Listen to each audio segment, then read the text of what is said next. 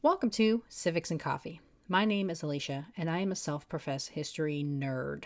Each week, I'm going to chat about a topic on U.S. history and give you both the highlights and occasionally break down some of the complexities in history and share stories you may not remember learning in high school, all in the time it takes to enjoy a cup of coffee.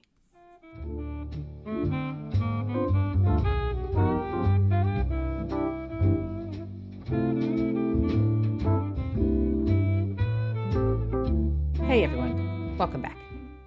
If you follow the show on social media, then you already know I attended my first academic conference earlier this year in San Diego. Fellow podcaster and someone I consider a friend, Philip Shackelford from the Modern Scholar podcast, graciously invited me to participate in a panel discussing the benefits of podcasts to academics and historians. I, along with the charming and hilarious hosts from Military Historians Are People Too, The War Room, and Bow and Blade, shared our experiences about podcasting, including everything from how to get started, the benefits of using podcasts as educational tools, to how they help spread the word on amazing scholarship. And as an added bonus, Philip recorded the discussion, which I am sharing with you all today. I had a wonderful time and remain forever grateful to Philip as well as everyone at the Society for Military History for welcoming me into their folds. And just a friendly heads up, this was a live recording and sounds as such. Philip did a wonderful job in setting up us panelists, but not even he could protect us from all the elements. I hope you all enjoy the discussion as much as I did. All right, well, good morning, everyone, and thank you all for being here today. If you're expecting to hear about podcasts and what in the world they have to do with history, you're in the right place. We're thrilled to offer this roundtable session today called Making Airwaves, the Profession of History and the World of Podcasting. And thank you again for joining us. Thank you for finding us here on the third floor. So I would like to let everyone know that we are recording this session as a live podcast episode, and it will be distributed later on for all the world to enjoy. So congratulations, you're all now participating in the podcast production process. We'll have an opportunity to learn from everyone here on the panel, and then we'll have a time of Q&A at the end of the session. We'll be passing around a disclaimer form shortly. Yes, absolutely. An NDA. So without further ado, let me tell you a little bit about why this session was organized and the value that we hope it brings.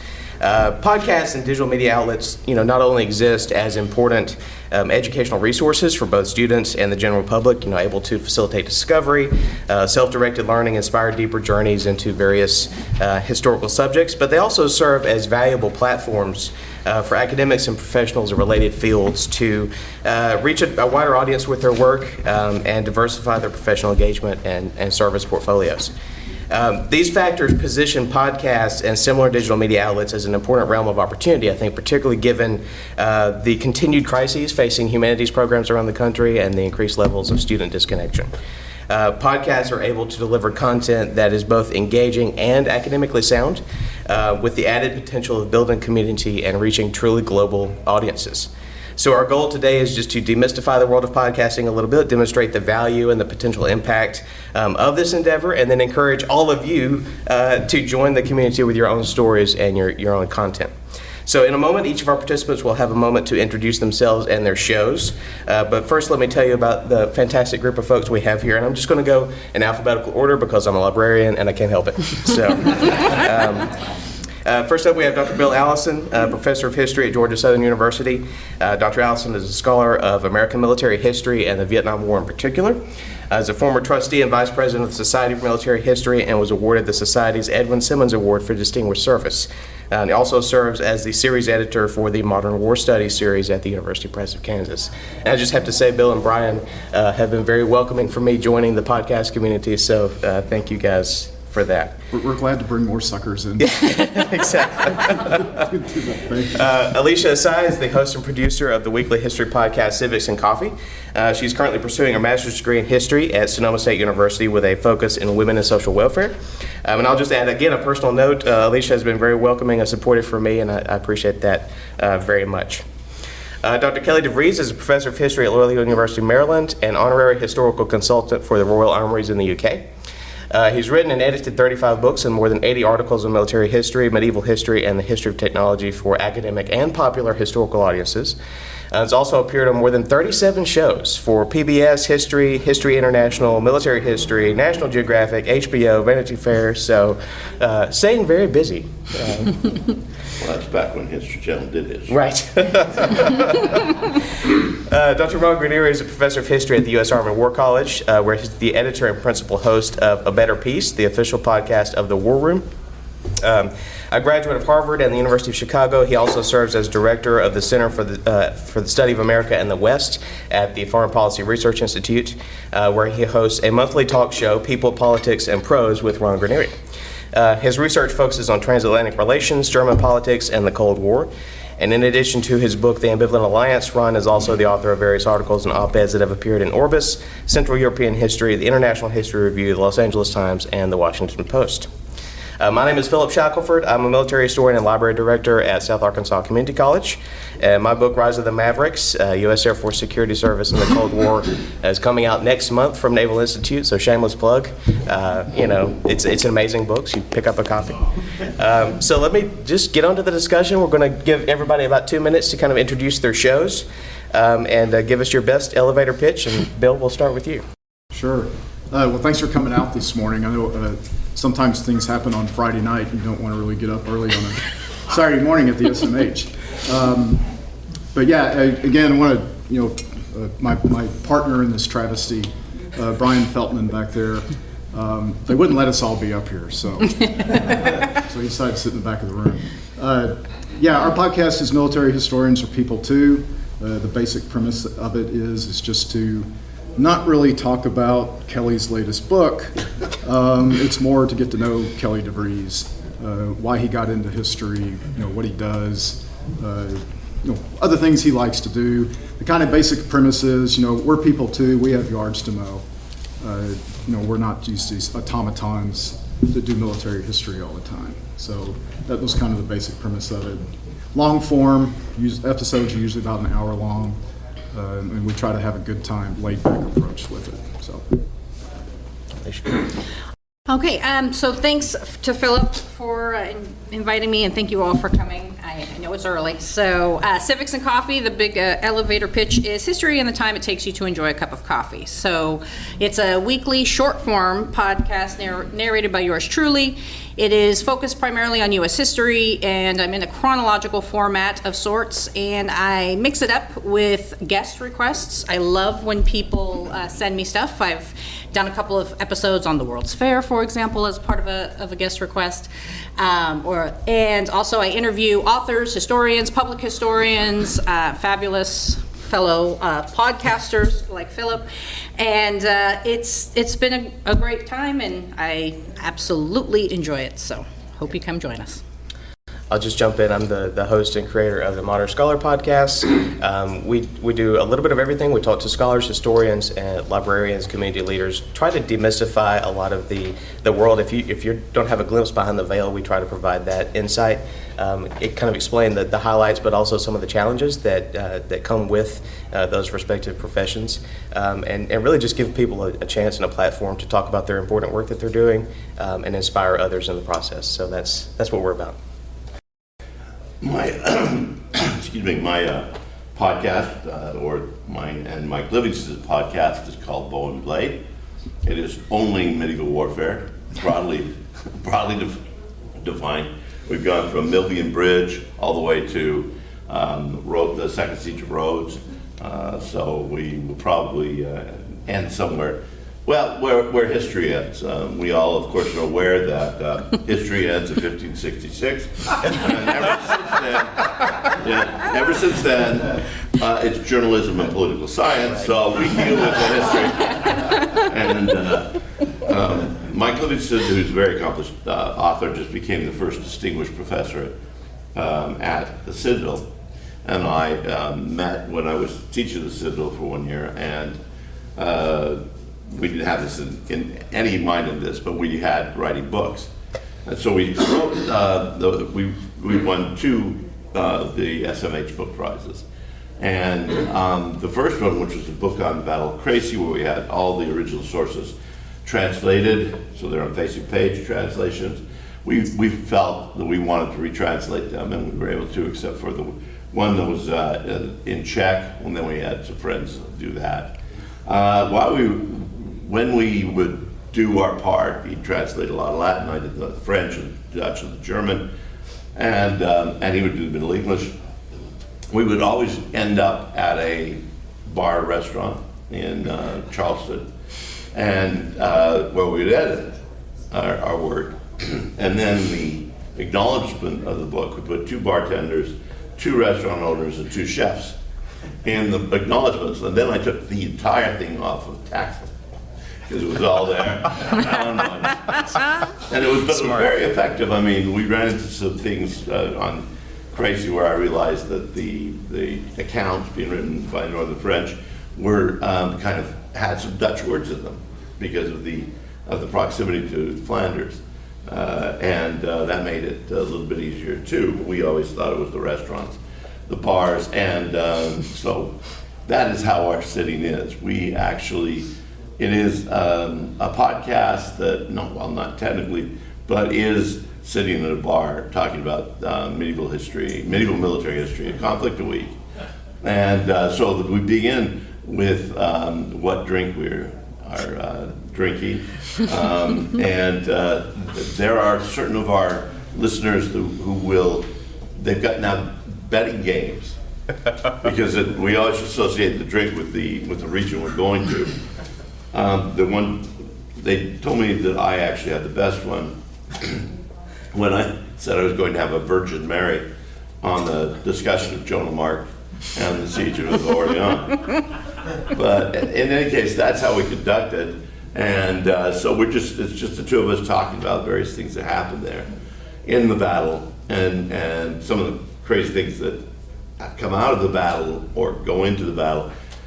Our 26th episode just dropped last week. It's on the Battle of Falkirk, where we both gleefully condemned William Wallace. That was a lot of fun. Had a lot of fun condemning Richard the First and so forth. We've got our heroes too, Joan, of course. But it's been fun. We bounce back and forth all throughout the Middle Ages. So we'll do Milvian Bridge, we'll do the Battle of Adrianople. In the early Middle Ages, we'll jump to, or maybe do the Battle of Catalonian Plains with Attila the Hun. And then the next one will be a battle in the 100 Years' War. So, and we've even done a couple of naval battles. Our next battle is going to be the Battle of Sluis in 1340. We did the battles on show in 1499. And then every 5 episodes, we get questions. We have a Q&A. And people who've been listening to us have a Q&A. Send us in questions. They're very rarely related to the battles we've done, but they talk about what military equipment, what is the idea of logistics in the Middle Ages, leadership. Almost everyone has a different theme. What was the charge? What was the value of cavalry? And we start getting these. We got one this time, the day after the Q&A had dropped for our next one. So there's a lot of, and worldwide, I've gotten letters from Portugal and Argentina and places around, so kind of fun. It's kind of fun. I'm sorry you're going to stop at 1566, though. You get to 1572, you could do Lepanto, you could drink Negronis, you could you could start with Rocky and then gradually the Negronis outweigh the only important thing that happened in 1571, which is the fall of Cyprus. 1570, yeah. Some get mad at me when I say Lepanto was a defeat. We'll have to talk about that later. Perhaps you're going to be on the show. Although of course I'm outside of my specialty here because I'm apparently just a journalist. That's right. But welcome, fellow journalists, to the Society of Military Historians. I say I'm a journalist because I can't say I'm a political scientist, right? Unfortunately. Right.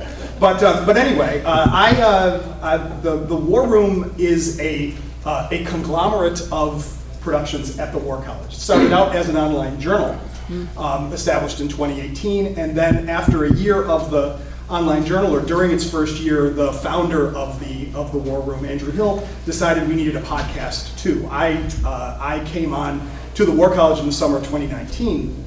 And so it was already up and running, and at that time, the podcast editor, who then went on to become editor-in-chief before she abandoned us altogether and left for the State Department, which is of course, a deep, I know you're listening, Jackie, right? This is a deep betrayal when you go from the Pentagon to the State Department. We can talk about that another time. But Jackie Witt said to me, she said, Ron, I understand that you like to talk and you're not boring. So would you like to host a podcast? And she said that's exactly what Andrew Hill had said to her when he brought her on to host a podcast. So the Better Peace, the War Room podcast, is a mid-form podcast. We shoot for 20 to 30 minutes, although our omnicompetent managing editor, Buck Haverichter, has always pointed out that I have never managed to bring a conversation in under 30 minutes, even though we were told we were supposed to shoot for 20 to 25, which was apparently in the pre-COVID times the length of the average American commute. So not a cup of coffee, but the average commute. But our hope on A Better Peace is we range pretty widely, right? We talk. We are a national security podcast originally, let's say, in our DNA, but we of course define national security very broadly. We present both the work of War College faculty, War College students, and then also branch out in order to bring in experts who touch on subjects related to national security. So that's why we have discussions about recent books and articles. We have discussions about government publications, right? We have annual discussions of the national security strategy and the national defense strategy. So if you want to talk about national security, track me down and we can talk about how we can get you on A Better Peace. All right. So let's move on, and let's say you encounter someone who is new to the world of podcasts, even as a consumer, let alone producing a show. How do you sell them on the value of podcasts? And Ron, we can start with you and go in the opposite direction this time. I mean, the interesting thing is when you ask people, right, have you ever listened to a podcast, right? On one hand, when you're in the podcasting world, right, it's a silly question to ask, but apparently for normal people, if you ask them if they've actually listened to a podcast, the answer is often no. And yet once people have listened to podcasts, right, they begin to appreciate that. And I think that, and this is where we get into issues of length and format, right, to try to get people to understand, like, different types of podcasts scratch different types of itches. And do different things. But for us, we've tried to present the appearing on A Better Peace and listening to it as a way for people to get introduced to topics at work. So if you have an author on to talk for 20, 25 minutes about her book, right, that's a way to get the topic broached. And we and so the idea that as a frustrated radio host, right? I became a professor because I wanted to be locked in a room with people who had to listen to me talk. And so, of course, I dreamed about having a radio show. But not having a radio show, the beauty of podcasts is it allows you to have the content in a compact format you can take with you. And so to get people to see that there's broadly value in listening to intelligent people talk about the things that interest them. And that you can then draw on that kind of enthusiasm to then get more interested in the topic as well. Yeah, I'm very lucky that it was medievalist.net that Peter Kaninsky set up many, many years ago. And he wanted a podcast, and he said, I want a podcast. I think military history is going to be the one. And so he asked then Mike and I to do it. So we don't have to set up any of the production stuff. And in fact, if we have a cough or something like that, he's got a guy who will remove it. We never go less than an hour and 15, which is a problem because YouTube wants it on, but they have a limit of an hour. And for some reason, we keep telling Peter, yeah, we're making an hour, we make an hour, and then the next one's like an hour and 40 minutes. So in fact, it's not for me, it's commute. There's a lot of people who say, oh, I listen to you when I'm jogging, when I'm running, and okay, that's fine. I don't run, but glad you do. So for us, it was, we are used to talking to each other about, we've written 3 books together, we used to talk to each other. So why not, simply talk to the mics. And so we barely, I will tell Mike leads us off, and I'll say to Mike, yeah, this is where we're going to go. I said, this is what I'm going to serve up as the first question. And then after that, it is not scripted. There's not even an outline. We just talk and drink sometimes. Talk and drink. Yeah, and it goes well. It does go well. Good deal. I would say it's a major network builder. It's very great. It's almost like global peer review in a sense, right? I've had people reach out to me and kind of comment on various episodes with both positive feedback and some constructive criticism, which I really actually appreciated. And it teaches you all sorts of different skills, right? I was never into graphic design before I started the podcast, as my logo will attest to that. That is very that's beta form. I'd like to make it prettier someday. But now I'm into looking at graphic design, and I wouldn't be here if it wasn't for the podcast. I probably wouldn't be pursuing my graduate degree, even though I have had a lifelong passion for history. This gave me a sense of confidence that I don't think I would have had otherwise to pursue graduate work. So I think it teaches you so many things about yourself. It reinforces the skills that you already have. I am not talented like Kelly. I cannot just go off script. I have to write it down. So my writing has gotten better, I believe. And so I think it really teaches you different things about yourself, and you find that you have a lot of fun kind of putting it together, trying new things. It lets you be creative in a space that you're somewhat comfortable with, right? So you're going outside your comfort zone because it's podcasting and you're putting yourself out there, and that's a little weird. But you're in your wheelhouse, right? You're all experts in your subject matter. So definitely something worth pursuing. Yeah, I think for Brian and I, the attraction of a podcast is, I think for a lot of people, is you're telling a story. And you're just like we're accustomed to with books, with film, television, whatever. It's just another medium to share a story. And I'm sure everyone in this room, probably remembers the first podcast you listened to. Brian, what was you did the NPR one? On Serial, right? He got hooked. I think it was years ago, listening to Mark Maron's WTF podcast, which again, that sort of attracted me because he's talking to people and letting them share their story. And I think for us, the value of it is, as historians, we are telling stories ultimately in some sort of context, but the people who are putting those stories together, historians, they've got a story. How did they get in it? How they get involved? What turned them on? Was it watching Zulu with my dad? When I was 8 years old, late at night, whatever. That people are interesting generally, myself excluded. And so yes, I think that's what kind of attracted us to doing this, and I think that's part of the value of a podcast. And I'll add one more quick thing. We have found that students really get into this. They like podcasts, and they really like listening to people tell about how they became historians, because they've never thought about it. And most of the time in a class, we don't share that story because we've got all this crap to cover, right?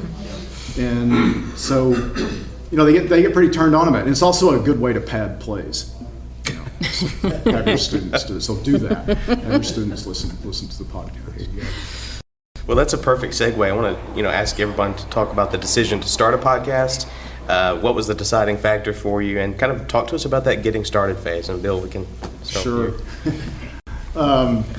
So some of you know that at Georgia Southern University, we're in Statesboro, Georgia. I actually live in South Carolina, in Spartanburg, so I have about a 3.5-hour commute. And so I listen to a lot of podcasts and other things. So I switch between heavy metal and podcasts. That would be good together, Bill. Yeah, right? Where do you think I got the guitar riff? So anyway, as most of you know, in higher ed, we're kind of in a trough of endless despair right now. And so we Brian and I were like, we can find a happy place. What can we do to kind of reinvigorate us, get us enthused again, that sort of thing. And I just came in one day for my drive. When I got there Monday morning, Brian's in his office. I always pop in to bug him. And I said, we should do a podcast. And he's like, yeah, we should do a podcast. And then there was like 5 seconds of silence. On what? How do we do it? Let's buy cool microphones. I think that's the first thing we did before we did anything else, because we wanted to look like we knew what we were doing. And so, but anyway, we sat down and talked, and we started talking about, people we know, because, Brian's been in this business for a while. I've been in it for a few months longer than him. And, we just know a lot of people because we've been around the SMH and whatever for a long time.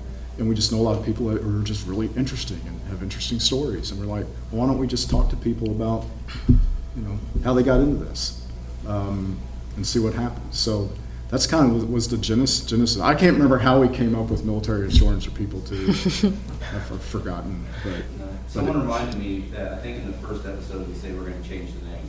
Yeah, right. We never did. Right. We never did. So. So it was 2020, which was quite a historic year for a number of reasons. And I was chatting with a friend, a self-described hater of history, couldn't stand history, hated it growing up, hated it in school. And we were talking about the historic nature of the year. And he kind of made a comment of, I don't like talking about history, but I enjoy talking about history with you. And I looked him in his eyes and I said, then you like history, you just haven't found your niche. So I was kind of batting that idea around and kind of seeing the lack of civic knowledge in our society. And I said, okay, I would like to get to people who don't think they like history, but really they really do. But I know adults are very busy and there's a lot of demands on our time. So how can I hook somebody into the field with minimal investment? And was batting it around with my spouse and kind of came up with this idea of history in the time it takes you to drink a cup of coffee, and that's how Civics and Coffee was born. And so that's the hope with the show, is that once somebody stops listening to the episode, that they want to learn more. I'm trying to get more students in seats in universities. I'm trying to get more people interested in history. So that was kind of the origin of the podcast. I thought for sure I was going to do like a handful of episodes, and it was going to be overwhelming, and I wasn't going to like it. It was my sourdough bread, right? I know everybody was baking bread. We're the same way. We're like, if 20 people listen to this, and it's mostly our families, Yep. Success. Yep. Right? And we'll do 5, and that'll be it. Right? Yep. And yeah, that's funny. Yep. And 3 years later, here I am. So. There you go. Kill. Yeah, we were asked, I had never heard a podcast before. Peter approached us, medievalist.net, and said, I'd like you guys to do a podcast. I met Mike when I went down to the Citadel for the Mark Clark chair for 1 year, and we become good friends, and we traveled in a couple of places together, and we traveled battlefields. And so we decided to do the best, not the best battle, the best known battle for the first one, Battle of Hastings. And Peter called us up after the first week and said, it's been downloaded 2,000 times. And I'm going, okay, that's pretty good. It might do better if we actually tell people about it. He has the medievalist.net, and that's what was getting there. Within a month, we were up to 6,000 to 10,000, which is what we have regularly now, 6,000 to 10,000 listeners across the world. So it's pretty good. It gets to people. And one of the things that I always remembered when I was on the History Channel, I'd say something like I was doing Alexander the Great, commentary on the movie, and somebody said, well, what would you have thought of Alexander? And I said, I would have loved Alexander. I would have tried to do so from as far away as possible. And and sure enough, as soon as I said that, I thought that's leading the show, and it did. And so it's these kind of things that this is one of the reasons we don't script it, is we're just off the cuff. So we will laugh. On Falkirk, we spent the first 10 minutes talking about it, because I'd seen Braveheart, and then went to a conference on medieval warfare in England, and all they wanted to know was how bad Braveheart was. And so, we were able to trash William Wallace for a long time at the very beginning, and that's kind of what we do. Is we try to get the questions. We try to talk to them about what we can know. Battle Milburn Bridge, we have no idea. But just the other day, I had a young scholar. He says, I'm just a high school student over in England. He says, but could Max Senchus have been doing this in Milburn Bridge? And I thought, holy cow, he may have it, because we don't know why Max Senchus crosses the bridge to meet Constantine. And it was, and so those are the type of things. That's when you realize, yeah, maybe it's helping, and you don't, and you want to get the truth out. So, when I would go on History Channel, they'd say, well, they aren't paying you any, which they didn't. And I said, yeah, but I want to get the truth out, because they'll go get some drunken medievalist anywhere to say things that they want to say. So that was kind of how we got into it. Well, and I like the way that you put it, Kelly, right? The idea that it's not about being scripted, it's about conversations. And that's the way that we approach it for A Better Peace, is it's about conversations, right? And we can talk about different formats of podcasts, right? There are podcasts that are telling a particular story. There are podcasts that are presenting particular information in digest form. But the podcasts are ideal for conversations. And so, like, when we go into a show, usually I let people know in advance 4 or 5 broad topics we're going to discuss, and I say we might not hit them in this order, we might not even hit them all, but this is what I imagine we're probably going to get at. And then we let the conversation flow the way it's going to flow. Yep. I joked about the radio show, but my model for these things are sort of ancient alien civilizations, like old PBS conversation programs, right? Of course, my model as a child was William F. Buckley Jr., so I learned to affect a highfalutin accent and terrible posture. But the firing line is my model, and that's the idea when you come on A Better Peace, right? I'm not on here to embarrass you. I'm not on here to try to catch you in something. I want you to sound smart and me to sound smart, and everybody goes away thinking, wow, those were 2 smart people. Right?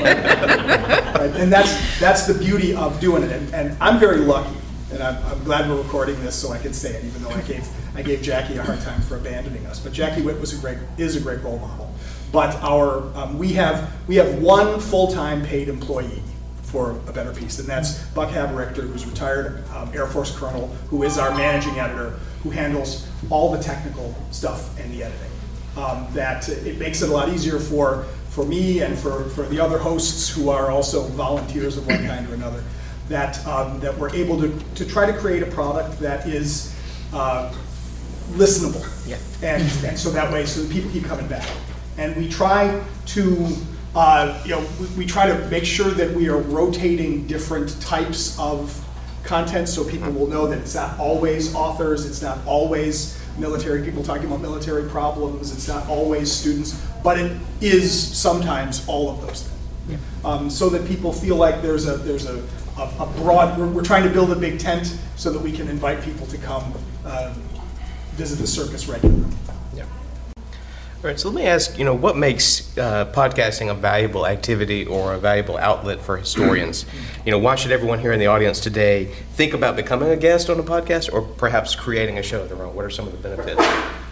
I mean, on the most basic level, right there, to get a chance to talk about your work, right? It's especially for us, and I know for a lot of podcasts now, right? Thanks to COVID, we had to learn how to do remote recording. In fact, now we're to the point where we do virtually all of our programs remotely using an online platform. We have the materials because we never had a studio per se.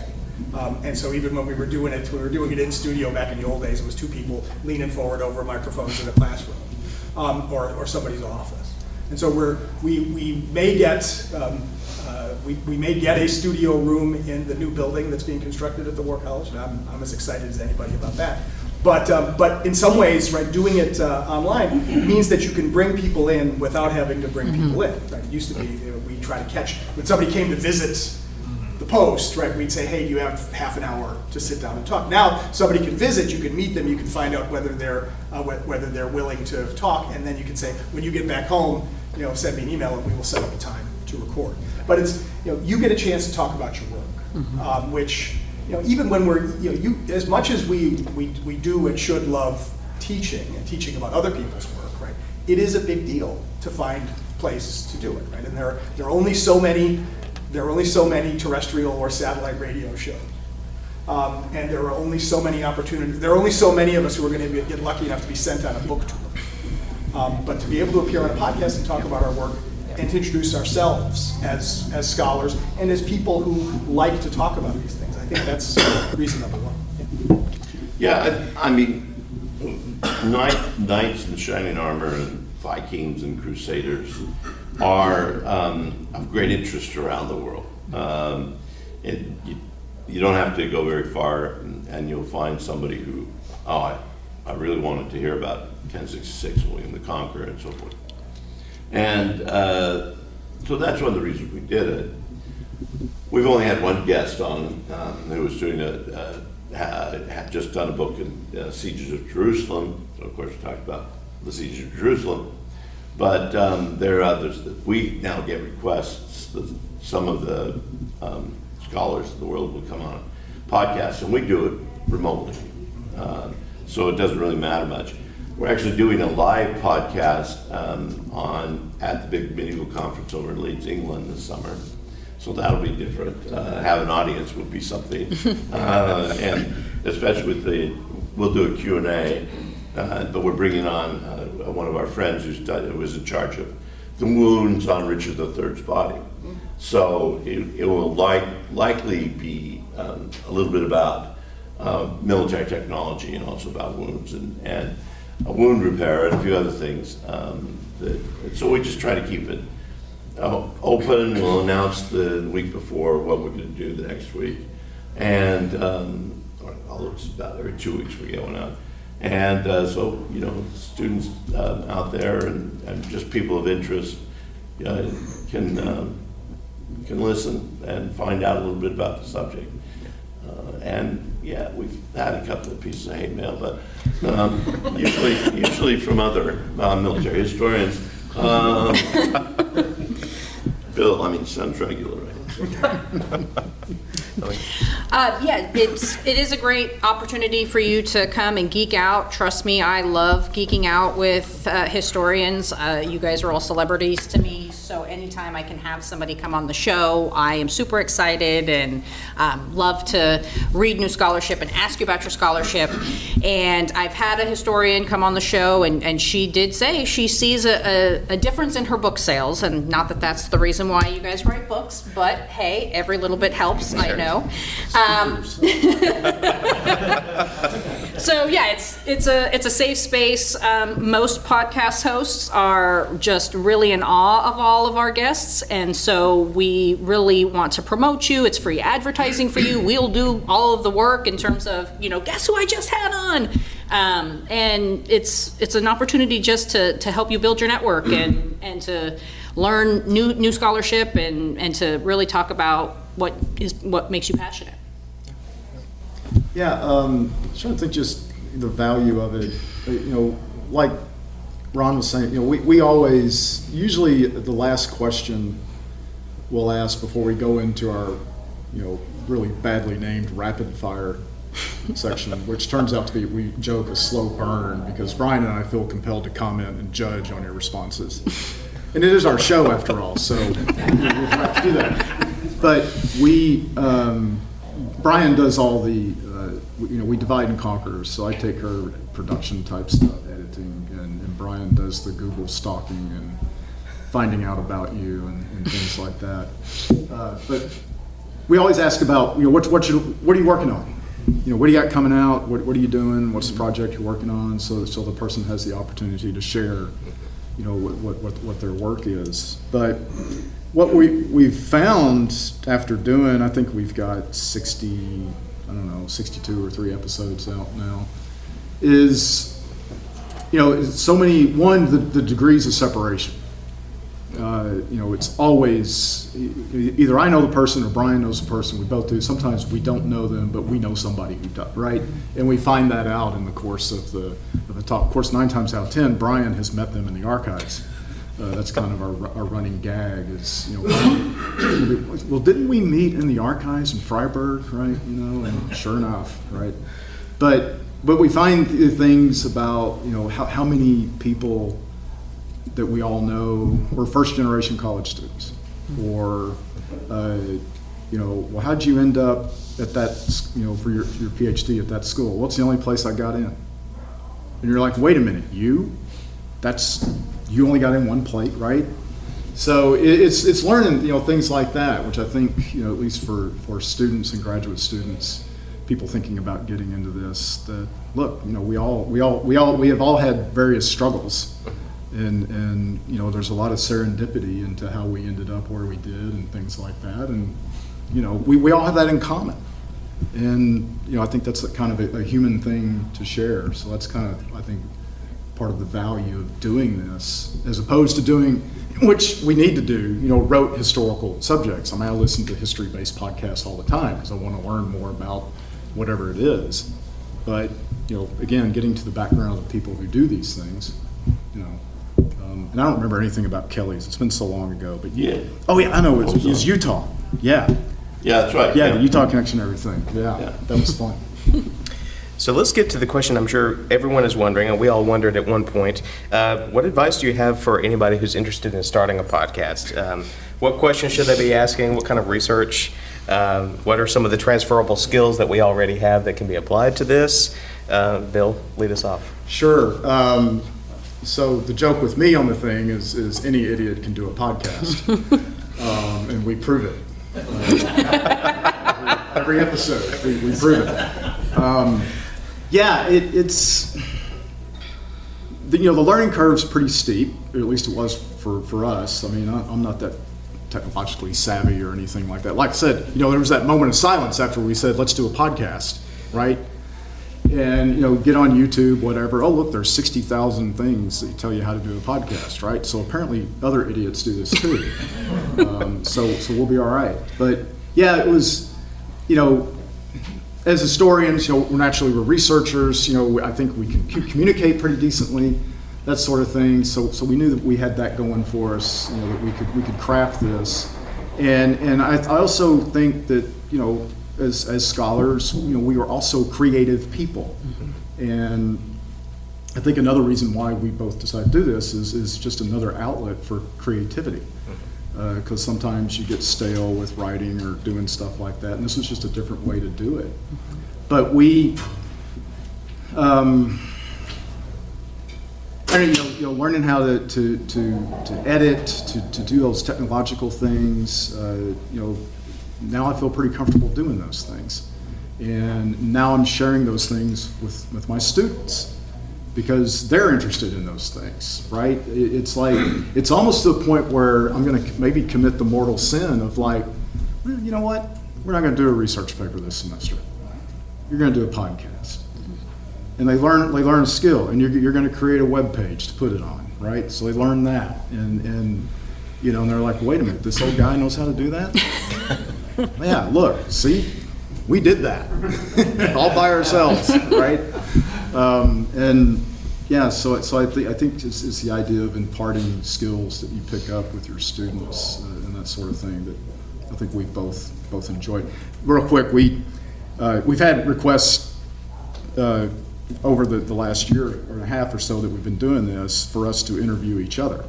And so last Wednesday in my American Military History course, they listened to a couple of the pods, and it was really fascinating what they latched on to about the people and things like that. But so I interviewed Brian in the class. We set up live and did a live recording in the class, and it was a lot of fun. And then they had some good questions. They were into it and everything. And so but anyway, they got to see how the old cliche of how the sausage is made, right? and it's very unexciting. But we had a cool microphone, right? And that made it Well, I like these guys know what they're doing. And we didn't bring the soundboard. We have a soundboard in our little studio in our building that's not hooked up to anything, but we always make sure it's visible. So it makes it, wow, they got a soundboard, Yeah. Yeah, I'd say ask yourself, what's your mission? If it's to make money, stop. That's not going to happen. Not all of us can be as popular as Kelly. But I think, just know it takes time, obviously, as anything that historians do does. And you all, as Bill was saying, your research, writing, telling stories, those are all natural gifts, I think, of historians. So that part, I think you have in the bag. Just know that it will take time, and because you have to figure out, what you're going to talk about. You have to decide if you want to script it or if you want to have a conversation. What I like about what I do is it's just me for the most part, unless I have a guest on. And so my time really is spent in the research and the writing, which makes it a little bit easier to edit when I flub, right? If I have a guest on, that complicates issues because now I'm editing myself and any ums or uts or buts that they might have had. We can make them sound wonderful. Yes. We really can. It's pretty cool. Yeah. And so I think just know that it does take time. It is very rewarding, though. And I think I would say start with listening to some podcasts and see what others are doing and what you like. And you can incorporate those types of themes onto whatever you decide to do, right? There's a podcast that I'm a big fan of that he welcomes guests from time to time, and I just really appreciated his approach, and I reached out to him, and he was oh so gracious with some tips and some tricks and some ideas on how to do my first interview, because I was very, very nervous. And but yeah, it was great, and know that there is a plethora of resources out there for you. There's YouTube's literally showing you, here, turn on your computer, here, turn on your mic, here, plug in your mic. This is the difference between a condenser mic and a USB mic. So there's lots of tools out there for you if you're really willing to go into that deep dive. And I'll just add a personal note there.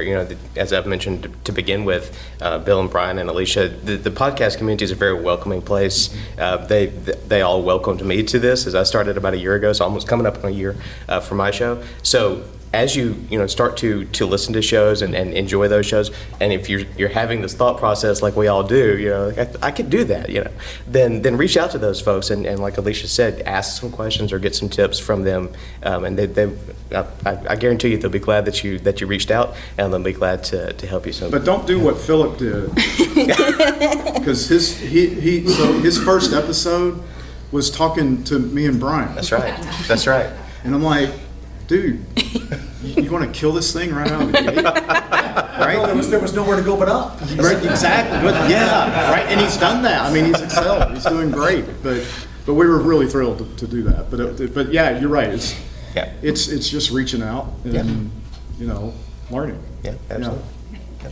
Yeah, we do things a little bit differently because we don't do any of the editing, and that's all done by our producer and done away from us. Mike, my partner, has a nice mic set up. I speak to the computer and just use the computer. But a lot of this has come out of me doing interviews on TV back then, and now don't have to actually dress up or anything. No makeup, all of this stuff.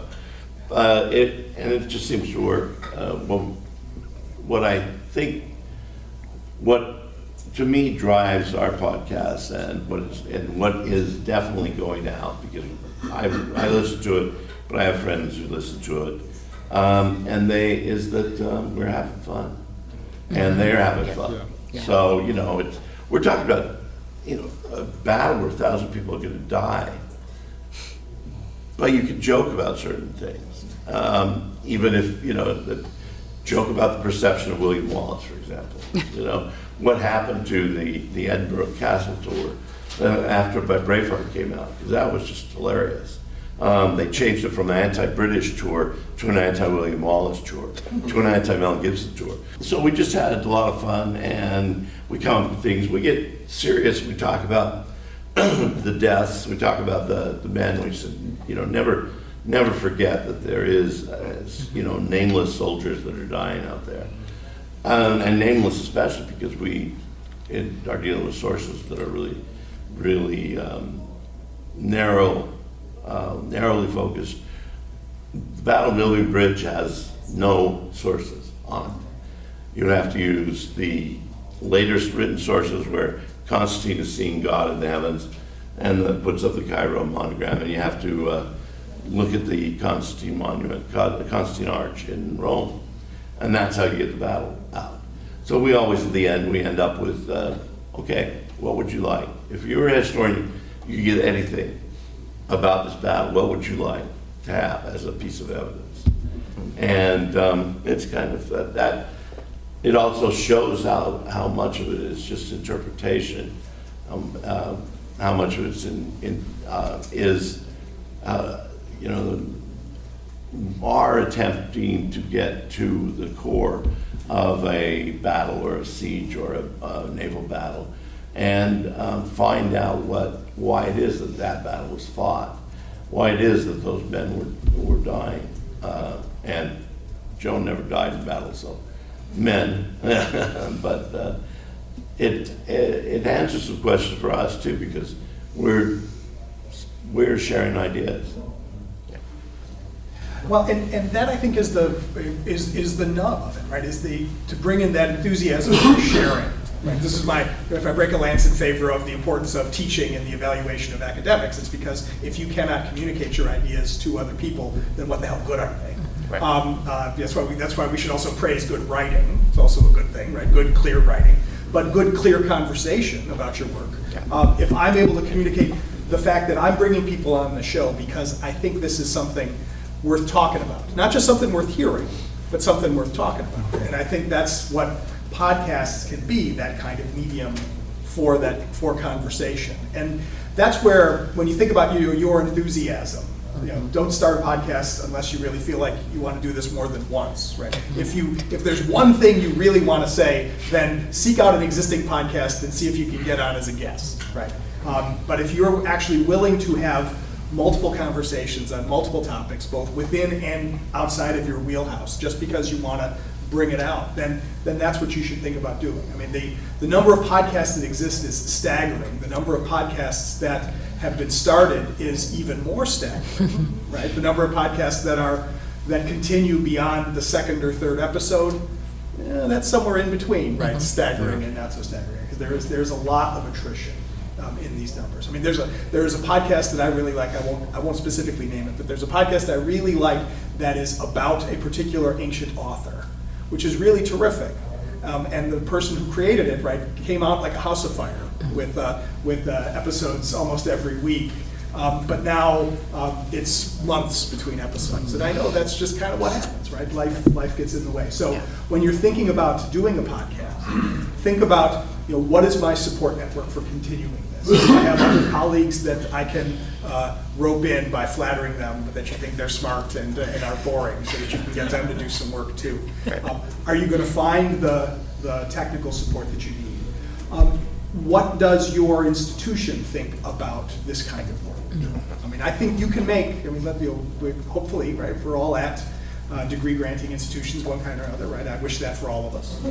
That if you have a faculty position, this should be work that your institution finds a way to value, right? If you're going to discover that your institution thinks that it's a complete waste of your time, or that it's something that you're doing purely on your own, then you should probably take a minute and look in the mirror and think really hard about whether you want to do it. Now, if you need people to go to your institution and explain to them how important it is, please contact anybody on this panel. I would be happy to do that, because I do think that there are lots of arguments to be made for podcasts as an important part of external service and scholarship. I will repeat that.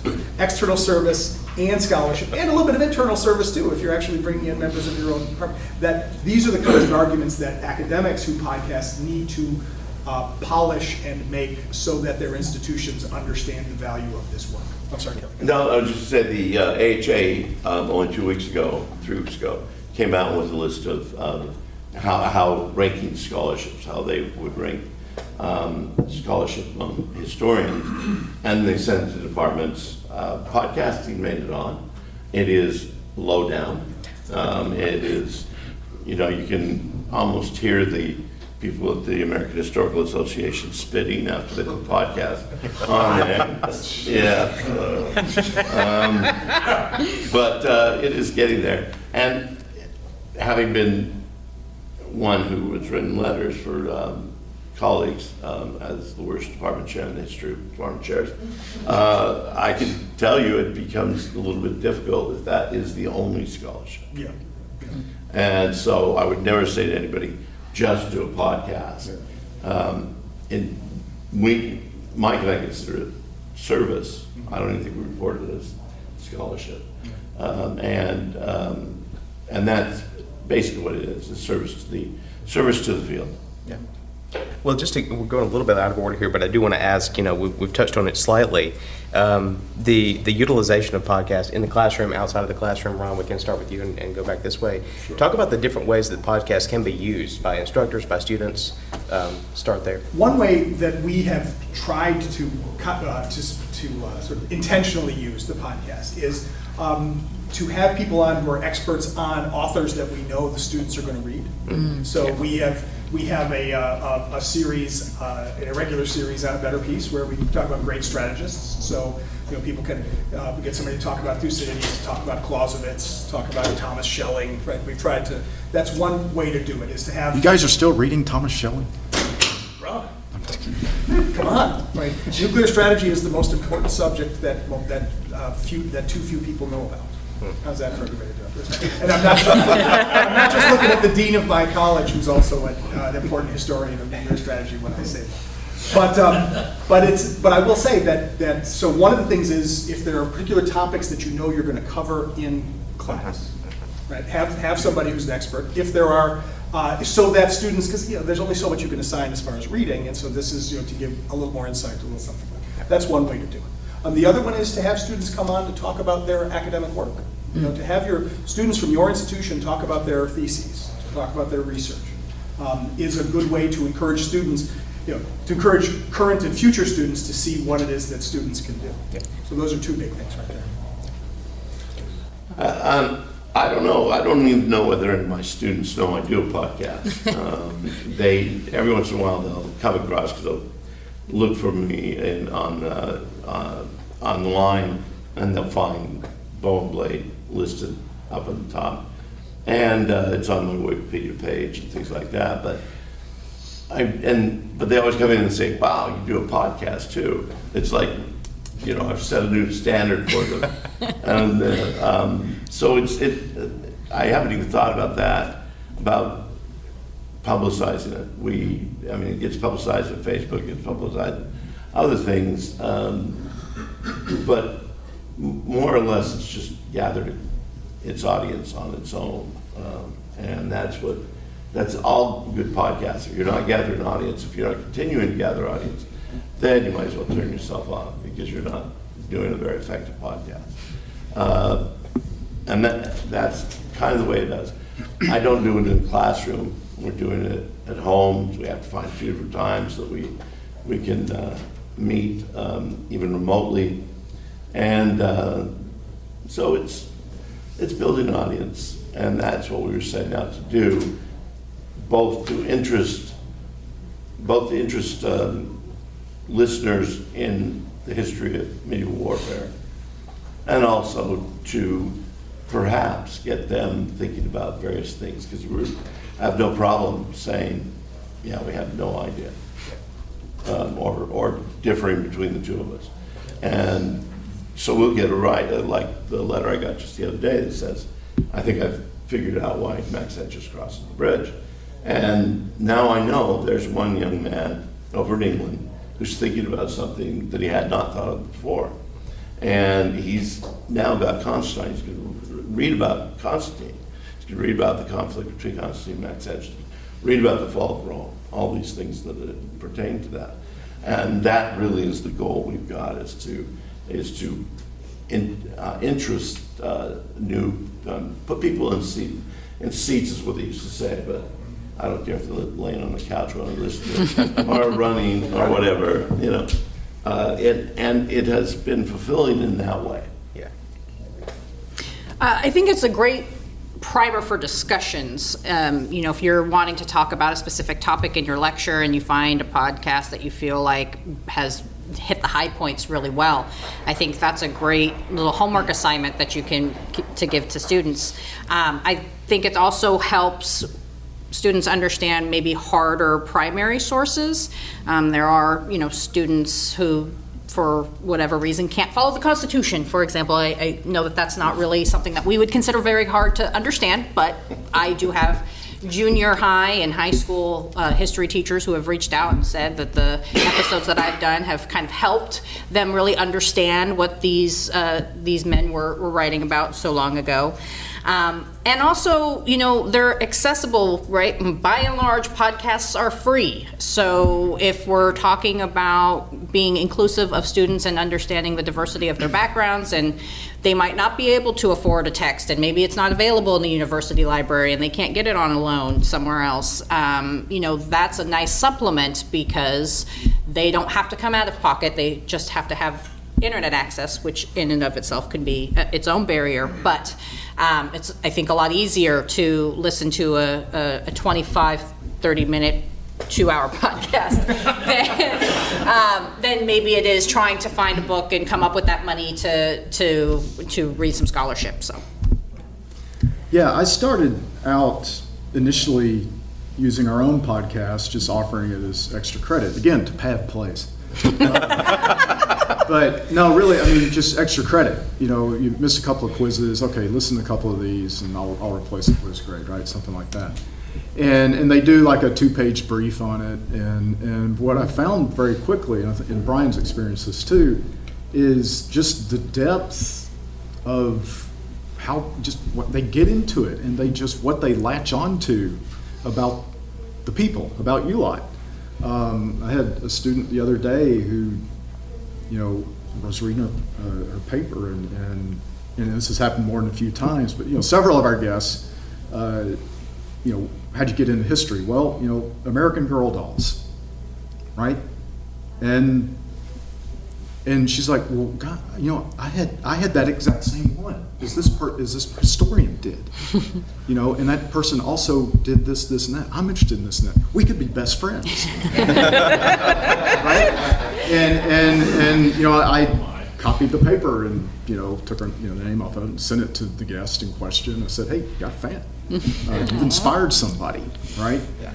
And so I think that has had value. But I'm increasingly more looking at not just our podcast, obviously, but other podcasts as teaching tools, and to include those, like on my courses on the learning management system, everything I put on. You know, I went through the phase like we have, you know, YouTube stuff, right? And there's some good YouTube stuff out there, but now I'm leaning more toward podcasts, embedding those in there because they can download them, they can listen to them whenever. You know, it's the ease of access. And they seem to really get into it. So, and yeah, and I've had a couple of people email me, other, you know, professors in graduate programs saying that, you know, like you were saying, the student they're going to be talking about so and so's book, and they just Google and we pop up that we've interviewed. You know, and they'll listen to it, and they come in with all this cool information, like, you know, what their favorite band is, and stuff like that. the important stuff. And the other students are like, "How'd you find that?" So I don't know. There's a place for it, and I think it's, you know, it's like for those of us in the room who've been at this for a while, we've seen this evolution of what we think they should be looking at and what students will actually look at, right? And there's kind of a gap there. and I'm coming around to, if this is what they want, I'm going to try to manipulate this so that they'll get what I want them to get through the medium they're going to deal with. You know, in other words, I'm not going to fight it anymore. And podcasting, I think, provides that. Yeah. It is interesting because there's some other things that come out of it. Now I get paid. So Mike and I get paid by Peter who's getting paid from the advertising that is on with the podcast and announcing the podcast and everything. But the other day, a month and a half ago, I opened the Arlington Museum of Art's exhibit on the night because they had heard me on the podcast. So they brought me down and I gave them a lecture on how shiny was the night. So The answer is not very. well, no, yeah, they were pretty shiny. They're pretty sure. And they were pretty good most of the time. I will say, because that's one of the things too is, and I don't want to jump in on the questions, but the worst thing you can do, that we can do as historians in general, when we're trying to engage the public, is if we are, it's Debbie Downer time with history. No, it really wasn't like that, right? Because no, it might not have been exactly like that, but yeah, maybe they were completely unshiny, right? It's not all Jabberwocky. But that precisely that interesting way, how do you engage with the public, where you're trying to complicate their stories, but it's also not, it's time for buzzkill historians. Let's talk about how everybody you thought was great in history was really awful. That's a brilliant idea. Somebody ought to do that. Nobody else. Title and everything. Engagement means being willing to talk about these things, the good and the bad. Right, yep. It does, yeah. All right, so I'm going to do a couple more things, and then we want to hear from all of you with any questions that you may have. But I'll start with Ron again, and what has surprised you the most about the world of podcasting? And we'll start there. Oh man, what has surprised me the most is here. I thought everybody in podcast was as big of an insufferable know-it-all as I am, and it turns out there are a lot of nice people in podcasts. That's been a very positive. And then there's us. And then there's us. But I guess it took me a while to understand just how different types of podcasts are. Yeah. And I think that's something that a lot of people who have only started to do it. Because I think my first introduction to podcasts was essentially just listening to the recorded versions of shows that I already listened to. Like NPR shows, once they became podcasts, then I didn't have to try to remember when they were on the radio. Or I listened to old radio dramas, which if you're not listening to old radio dramas, you should, because they're awesome. Right? And that got me actually into narrative historical podcasts, which are telling a story. And that got me into interviews and all that sort of thing. So understanding the variety of the types of programs was really is really refreshing, and that the developments in technology that have made possible the proliferation of podcasts has really been a net gain for a lot of types of discourse, and I think that's been a really good thing to sort of rediscover every time I listen to a new podcast, like Civics and Coffee. And you get to control the medium. Yeah. That's one of the things I really like, because we've those of us who have been on History Channel shows. I've got another one coming out fairly soon called Dark Technology. So I had to go on and talk about Nazis and castles and Viking weapons, all sorts of different things, guillotines. I couldn't control it. They're going to ask me questions. They're going to edit it down. I'm not going to. Well, I am going to get a chance to listen to it because I put it in my contract that I have to listen to it first. But you get to control it, and that's kind of nice, because to us it really wasn't much more than a transition to what we were doing, literally at bars or at restaurants, and we just took that right to it, and and it's, like I said, we get people who said, "Oh, what are you going to drink next week?" So it's going to be a secret. It is a secret because I don't have an idea. The future is hidden from all of us. Yeah, exactly. I have no idea. But it's what I've found surprising too is how receptive audiences are. And the questions we get back, because every 5 we have a Q&A, the questions we get back are tremendous. And the ideas we get back are tremendous. And they'll ask questions that can't be solved by one battle. So they'll ask about leadership, they'll ask about recruitment, or they'll ask about logistics, or they'll ask about weapons. And that we can do in the Q&A, which then also mixes it up so it's not straight, let's go over how many people died here, let's go over the tactics and things like this, to really having some very interesting conversations on recruitment, and how that changed, and what do we do?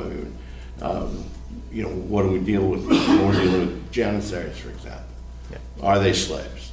Are they, are they captive peoples, but are they slaves? And it's worked out nicely.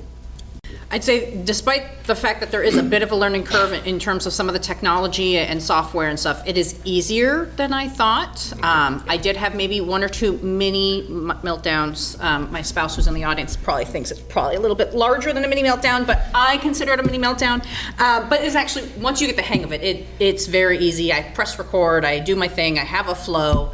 And also the community is so supportive. So whether it's historians, authors, listeners, fellow podcasters, everybody is willing to help. Everybody is willing to give you feedback. Everybody's willing to work with you, give you tips, give you, some insight.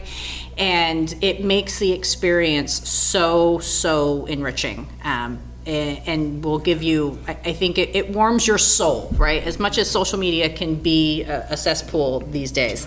I love my Twitter story and hashtag, and I love all of my podcasters because you all are wonderful, fabulous people, and it really makes my day.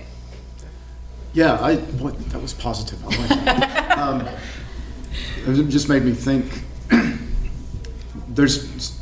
we've enjoyed, I think, all of our episodes that we've done, and of course we've got a list as long as we'll never get to everybody because there's just so many of you to talk with. But there's been a couple that literally my face hurt after an hour and a half of talking with this person because I was smiling the whole damn time because it was just so much fun. And they were so interesting, right? And of course, we don't use the video we use, Brian takes screenshots that we put on the Twitter and that sort of thing. But speaking of all that, we do have all the video from Zoom and all the audio, so we can come up with a hell of a blooper reel. Maybe when we're done, like we're retiring and kicking off. We're like, there you go. But yeah, I think the big thing is we're always learning. Yeah. It's like with what we do normally, we're just always learning, and we're always thinking about the format, should we do this, should we do that? We've pared it back from when we began. I don't know, there were some of the episodes that were like an hour and 40 minutes or so. I mean, guys, Stu Mitchell just, we didn't want to stop. And anyway, we thought, okay, we gotta cut this back a little bit, right? So we figured out, the way to manipulate it and do it, but still achieve what we want to achieve. And so the learning, just always learning, has been great. And like Brian, listen to other podcasts, and I'll just try some out just to see how they do it. And yeah, I'll poach, dang right, and try to learn, something new. But yeah, I think just the constant learning, and I think that's, for me personally, is what I've enjoyed about it. Number one is just the people we talk with. I just really enjoy it. I love that. But two, it's a creative outlet for me personally. Yeah. Which, I guess at this particular time in my life, I need it compared to what I've been doing for the last 25, 30 years. And, that has been fun. And of course, I have the luxury of being a tenured full professor, like Brian is now. And, I don't care what my university thinks about it. And I really don't. I mean, I'm not doing it for that. I'm not doing it for that. I'm not doing it for that, my annual faculty evaluation. Yeah, I'll put it on there. But, I have that luxury, right? And I think but that also contributes to my joy and ability with it to be creative and have fun with it. So. Let's not get into conflict of interest forms. Yes, let's not talk about those. All right, so let me do one more question, then everyone be getting your questions ready. But let's do 30 seconds. If you had one thing that you wanted to convey to everyone today, what would that be? And Bill, start with you. Do it because you want to have fun. And that's why we do it. Enthusiasm is contagious, and we are just as big a dorks as any of you. Well, I did a lot of interviews with Game of Thrones. I was the medieval consultant for Game of Thrones, not the real one, but for all the newspapers and all the critics and everything else. And I would have to end every sentence with, "and then there's a dragon." So I just love to be able to talk about medieval history and not say, "and then there's a dragon." One of my favorite German aphorisms is, "Ich sing, weil ich ein Lied hab, nicht, weil es euch gefällt." In other words, I sing because I have a song to sing, and I don't care what you think about it. A little bit of that goes a long way, right? You know, that yes, you do want to reach your audience, but sing because you have a song you want to sing. Yeah, very good. Well, thank you guys for doing this. Thank you all for being here. And we want to open it up for any questions you have. I'll do my best to repeat the questions so that we get it on the recording. But please just jump right in and let's go. Yeah. So I want to start doing a podcast instead of recording my lectures for my online classes. So because there's something that's intimidating and time consuming about, okay, am I dressed? Can I do this? Or, versus just let me put my earbuds in and do it. But I hate the sound of my voice. And so how do you get over that, to be able to talk and get through it, and then you have to go through and edit out all the ums and Right. those types of things. How do you get past that boundary there? That's a great question. So to ask about the increasing the comfort level or getting used to the recording process, anybody want to jump in? I'm with you. I can't stand the sound of my voice recorded. I just can't stand it. Brian sounds brilliant. But I don't listen. I don't. And So I used to listen to them all, like in the car or whatever, but I don't anymore because I edit it. So I've already listened to it and I've already fixed it and cut out all the ums as much as I can. And I hate it when we have people who never say once. Those people are never brought on the show again. Right? Yeah, I want to hunt them down. I mean, I'm like, no, yeah. So it's, but yeah, it's you just get used to. You just get used to it. We mentioned doing your. God damn it! Now that's all I'm thinking about. You have to cut that part out. So. You mentioned doing, lectures, right? Recording your lectures, and that's what we're all encouraged to do when we have moved online and we teach online. Record your lecture. Let me tell you, you want to buzzkill a student online? Record a lecture. I mean, it's not effective. But if you make it into a podcast, you fooled them. And they'll listen to it. It's like mashing up vegetables and mixing them in your child. Exactly. Exactly. You can fool it, and it'll work. I love voices, right? And I've realized this gradually over time that I love the way different voices sound, right? And I'm not going to pretend I don't love the sound of my own voice. Y'all have only known me for 40 minutes, and you can tell I love the sound of my own voice. But you don't have to love it. You don't have to love the sound of your own voice. I can tell you sound good from here. So if that then you can tell that to yourself. That I really think that an awareness. It's about that feeling that that's a person making those noises coming through my earbuds, right? That's a person, and that person doesn't sound exactly the same as every other person, right? This, I think, is the beauty of the technological revolution of the past 50, 60 years. Is we've gotten away from the idea of a national broadcaster who tells everybody there's only one accent that's allowed on these airwaves, right? Instead, that people can sound differently, and they can all sound great. Yep. I just tell you, just ask your mother what she thinks. And take her confidence. Or your friends, they'll tell you to sound good. Just go with it. Yeah. I think that we leave the ums in because ours is a conversation, and so it would be unnatural if we took them out. Yes. And there is one, there were 1 or 2 times we've stopped. Especially embarrassing one for me because I'd written the book on Joan of Arc, and I had Orleans on the wrong side of the Loire River, And so Mike stopped, he goes, "It's on the other side." And I was totally embarrassed tonight. So we just put kind of a verbal note in there. Peter, cut that out. Peter says, "I was so tempted to leave that in." That's what Brian does. Yeah. Yeah. So, you know, believe me, the sound of your voice is the least thing you want to worry about. Yeah. And, or the kid you can worry about. Because you're in a mic, you know, it's not going to sound like you think it sounds anyway. But the other thing is, there's a lot of, you got to remember, we have to have the Wikipedia page open just to get the names, dates, and places right. But otherwise, you know, we go with our own interpretation. Yeah, I'd say it's not how you think your voice sounds. It's the attitude of your voice. Yeah.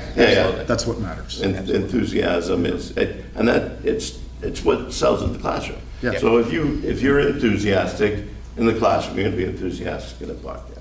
If you're dull in the classroom, Yeah. On that, this is kind of continuing on. How do you recommend starting a podcast? Do you have any tips for just hit the button and go? Do you like to have the conversation already going while you start it, or how do you? because we have a Patreon, so we are being produced and sponsored by MediaList.net. So we have a little spiel on at the very beginning that has been written for us. And then a little spiel at the end that's been written for us, and everything else is in between.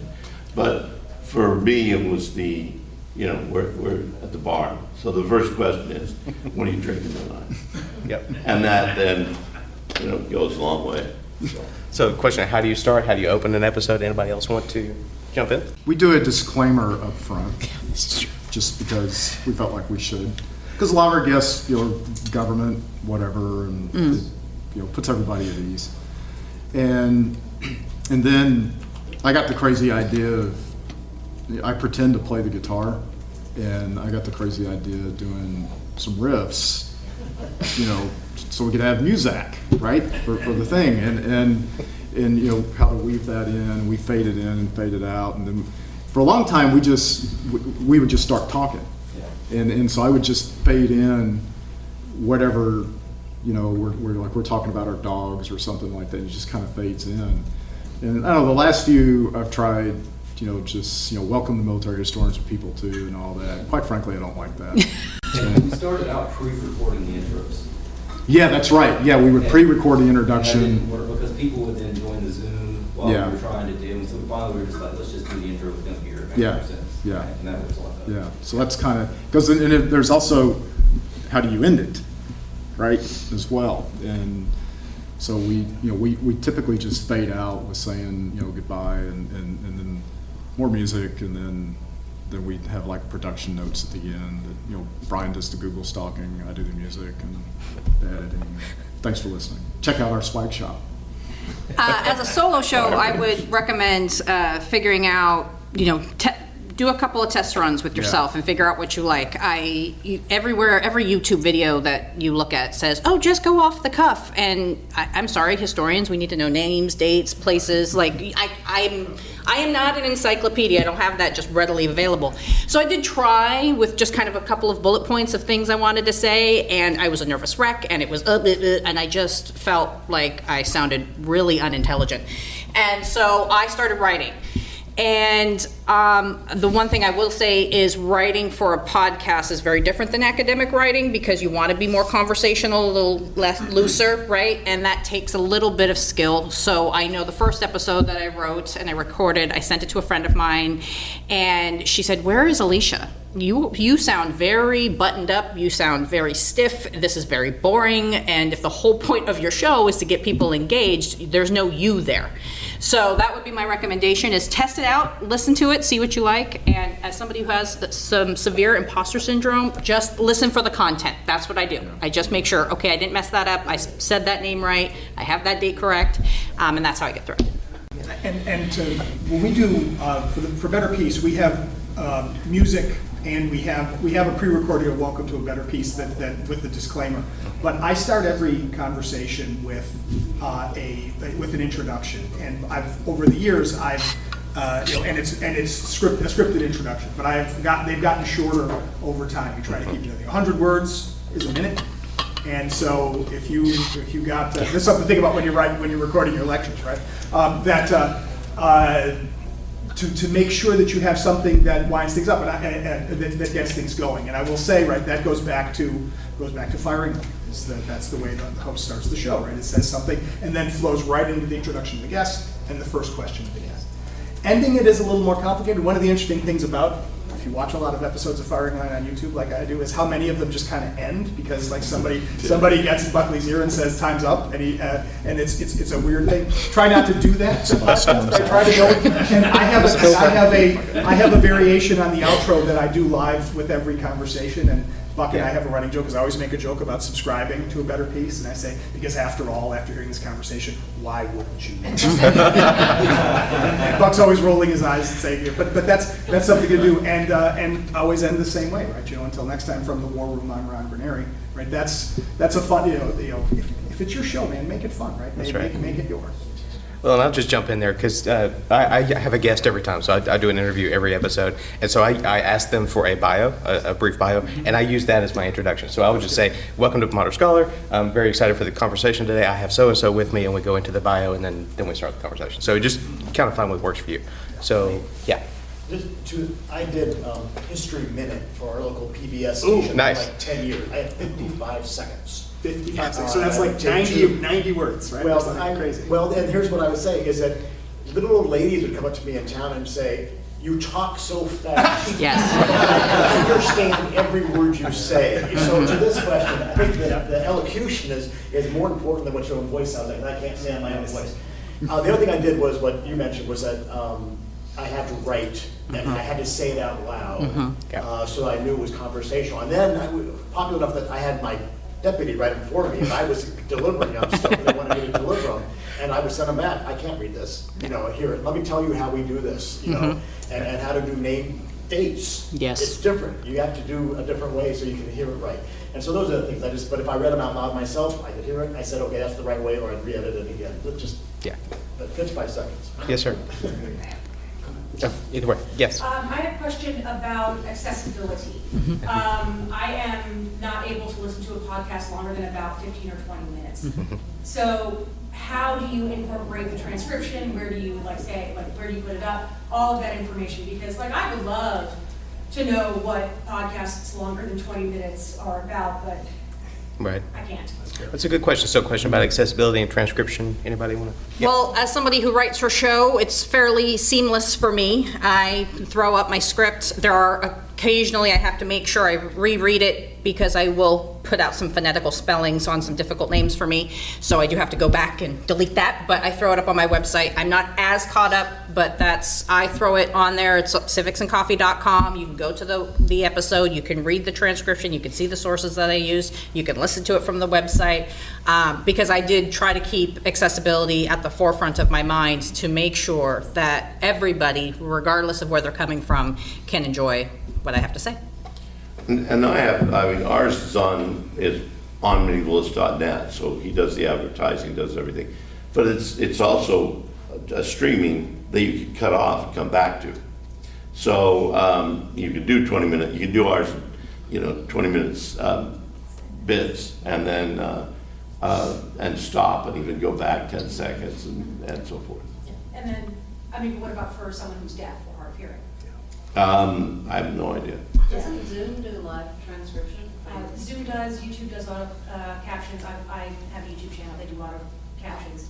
But yeah, I get it's just something that for the longer ones especially, I can break it up. I can get there, but someone who is hard of hearing That's a great question. won't be able to get through it. We've been experimenting with different services to get a good transcription. The hardest thing is you can get the sort of there are easy ways to get a rough transcription, but if you want that transcript to read like somebody will understand what the hell's going on, right, then you need somebody else to do a little bit of editing, and that's one of the things we're still working on. Is we've gotten to the point with our process that we've been able to figure out how to get the transcript and have people go over them, or have our editors go over them. But we're having to go back to our back catalog and try to see if we can do that for all of them. So it's an ongoing process, precisely because, you want to reach the widest possible audience. Brian, did you? I was going to say, I found accidentally online.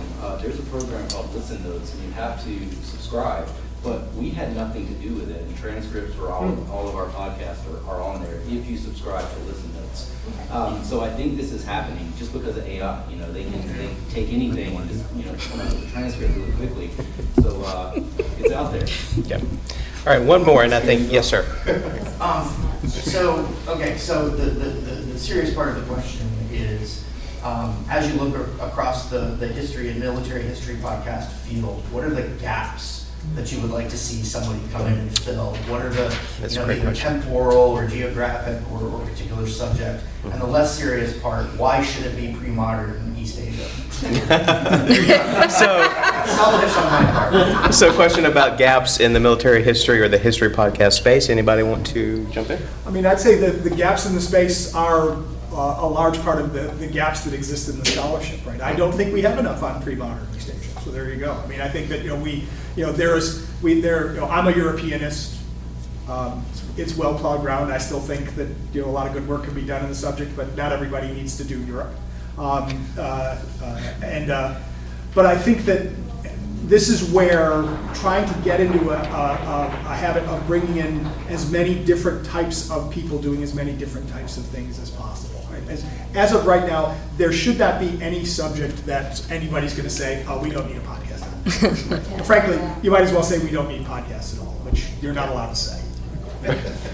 Right? Now that you're all here, you're not allowed to say that, right? We need as many podcasts as possible. But I think that's the idea is what the world needs is smart people who want to share their enthusiasm for their subjects with the world. And as many different ways as we can do that, do that. Yep. Anybody else? Yeah, I'd say it's kind of like the old Cracker song, what the world needs now is another folk singer like I need a hole in my head. Janet was just, last thing we need is another World War II podcast, right? As much as I enjoy World War II, but we're flooded with them. But, or Civil War, America. Or Civil War, right? Stuff like. I don't have a feel for what's out there. I mean, there's just so many of them out there. I couldn't tell you. Yeah, I mean that's part of the problem. I just don't know what all is actually out there because there is so much out there. Okay. Well, that's time. I want to thank you all for coming. Please come up to the panel and ask these folks questions if you have further questions. And thank you all for being here. I appreciate it very much. Shameless. Thanks again to Philip, Bill, Ron, and Kelly for welcoming me and sharing your wisdom and knowledge. Thanks, peeps. I'll see you next week. Thanks for tuning in, and I hope you enjoyed this episode of Civics and Coffee. If you want to hear more small snippets from American history, be sure to subscribe wherever you get your podcasts. Thanks for joining me, and I look forward to our next cup of coffee together.